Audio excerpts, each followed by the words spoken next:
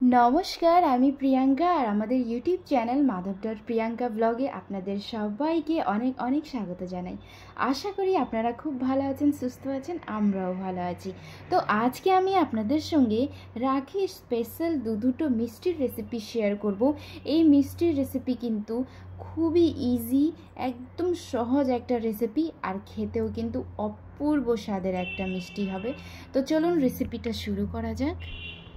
আমার এই রেসিপি যদি আপনাদের কাছে ভালো লেগে থাকে তাহলে প্লিজ একটু বেশি বেশি করে লাইক আর শেয়ার করে দিবেন। আর আমার ইউটিউব চ্যানেলে আপনারা যারা নতুন আছেন প্লিজ চ্যানেলটিকে একটু সাবস্ক্রাইব করে দিবেন। তো চলুন এবার রেসিপি শুরু করি। প্রথমে হাই হিটে গ্যাসটাকে গরম করে আঁচটা কিন্তু মিডিয়াম হিটে করে দিব। তাতে হাফ চামচের মতন দিব হচ্ছে ঘি, আর 1 কাপের মতন দিব হচ্ছে দুধ। আপনারা যদি নন স্টিক ফ্রাই প্যান বা কড়াইতে যদি বানান এই মিষ্টিটা, তাহলে ঘি দেওয়ার কোনো প্রয়োজন নাই। কিন্তু যেহেতু আমার তো নন স্টিক নাই, এই জন্য আমি ঘি দিয়েছি যাতে মিষ্টিগুলো না তলায় লেগে না যায়। তো আপনারা এই কাজটা করতে পারেন।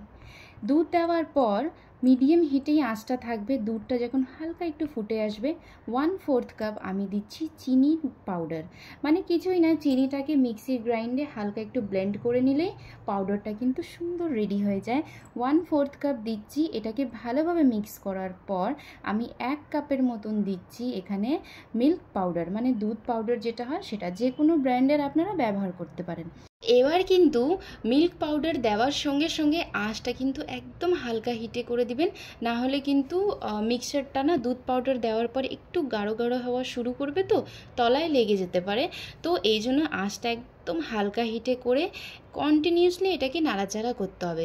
কিছুক্ষণ পরই, মানে 5-7 মিনিট পরই আপনারা দেখবেন দুধটা যখন ফুটে আসবে, মিক্সচারটা মানে এই মিশ্রণটা হালকা একটু গাঢ় গাঢ় হওয়া শুরু করবে। তখন একদম কন্টিনিউয়াসলি নাড়াচাড়া করবেন। আর এটাকে মিক্স করতে করতে 10 মিনিট পর আপনারা দেখবেন মিক্সচারটা কিন্তু একদমই গাঢ় গাঢ় হয়ে আসবে, আর কড়াইটা কিন্তু একদমই ছেড়ে ছেড়ে দিবে। দেখেন ঠিক এইভাবে। এখন মিক্সচারটা কিন্তু একদমই গাঢ় হয়ে গেছে আগে থেকে। দেখেন আঁচটা কিন্তু একদমই হালকা হিটে রাখবেন। তো আজকে আমি প্রথমে বানাবো হচ্ছে প্যাড়া, তারপরে হচ্ছে একটা বরফির রেসিপি শেয়ার করব। সেটা আমি আমার মতো করেই বানিয়েছি আজকে। আশা করি আপনাদের কাছে ভালো লাগবে, আপনারা এই রাখিতে ট্রাই করতে পারেন। মিক্সচারটা যখন হালকা একটু গাঢ় গাঢ় হয়ে আসবে তাতে হাফ চামচের মতন দিচ্ছি এলাচের পাউডার। ঠিক আছে, আমি তো এটা বাড়িতেই বানিয়েছি, আপনারা মার্কেটেরটাও ব্যবহার করতে পারেন।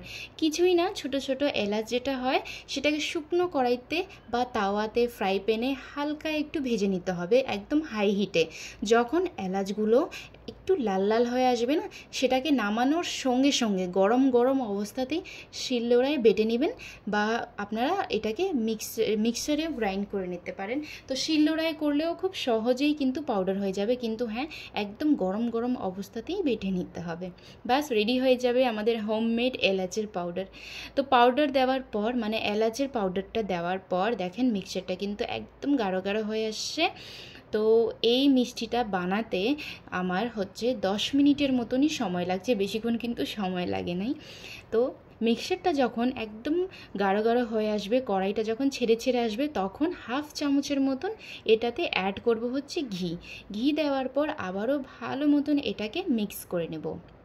কিছুক্ষণ পরেই দেখবেন এই মিক্সচারটা কিন্তু একটা ডোয়ের মতন হয়ে যাবে। ঠিক আছে, আর এটা ঠান্ডা হওয়ার পর কিন্তু আরও বেশি শক্ত হয়ে যাবে। তো এখন মনে হবে একটু নরম নরম, কিন্তু ঠান্ডা হওয়ার পর এটা কিন্তু আরও বেশি একটু শক্ত হয়ে আসবে। তো দেখেন আমি ভালোভাবে মিক্স করার পর এবার স্টিলের হাতা দিয়ে করব, যাতে এক্সট্রা যে সাইডে লেগে আছে দুধগুলো সেগুলোকে ভালোভাবে বের করে নিতে হবে, মানে কিছুটাই নষ্ট করা যাবে না। ঠিক আছে, তো ভালোভাবে কড়াইটা আমি চারিদিক দিয়ে ছাড়াই এগুলোকে একটা প্লেটে নিয়ে নিব।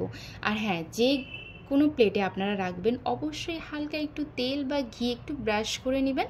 ঠিক আছে, তো এবার আমি মিক্সচারগুলোকে নামায়, আমার কিন্তু এটা হয়ে গেছে, গ্যাসটা অফ করে এটাকে একটা প্লেটে নিয়ে নেব। আর হ্যাঁ, প্লেটে নেওয়ার সঙ্গে সঙ্গে এটাকে কিন্তু একটু রেস্টে রাখতে হবে, কারণ এটা কিন্তু এখন অনেক গরম, হাতে দিলে কিন্তু হাতটা জ্বলে যেতে পারে। তো এটাকে একটু ঠান্ডা করে নিতে হবে। ঠান্ডা করে নিলে কী হবে, একটু শক্ত হয়ে যাবে। তো হাতে আমি হালকা একটু ঘি দিয়ে গরম গরম অবস্থাতেই হালকা একটু এটাকে মেখে নিব, আর প্লেটে হালকা একটু ঘি ব্রাশ করে নিচ্ছি। ঠিক আছে, তো হাত দিয়ে হালকা একটু এটাকে একটা ডোয়ের শেপে করে নিতে হবে। দেখেন, আর মিক্সচারটা কিন্তু এখনও অনেক গরম। তো এটাকে এখন সাইডে রাখার পর আরেকটা মিষ্টি বানাবো। তার জন্য একটা বাউলের মধ্যে নিচ্ছি 1 কাপ মিল্ক পাউডার, তার মধ্যে হচ্ছে 1/2 কাপ দিব হচ্ছে চিনির পাউডার। মিষ্টিটা আপনারা আপনাদের আন্দাজে দিতে পারেন, কম বেশ করতে পারেন। তারপরে 100 গ্রাম পনিরটাকে গ্রেটারে ভালোভাবে গ্রেট করে এটাতে অ্যাড করে দিব। তার সঙ্গে সঙ্গে দিব 1/2 চামচের মতন এলাচ পাউডার দিয়ে এগুলোকে ভালোভাবে মিক্স করে নিতে হবে। তো ভালোভাবে মিক্স করে নেওয়ার পর একটা কড়াইতে 1/2 চামচের মতন ঘি দিয়ে এই মিক্সচারটাকে দিয়ে একদম হালকা হিটে 5 থেকে 10 মিনিট সময় লাগবে। এটাকে কিন্তু একটু গাঢ় গাঢ় একটু মাখো মাখো করে নিতে হবে, কারণ মিক্সচারটা একটু পাতলা হয়ে যাবে, তো সেটাকে একটু গাঢ় করে নিতে হবে কড়াইতে একদম হালকা হিটে।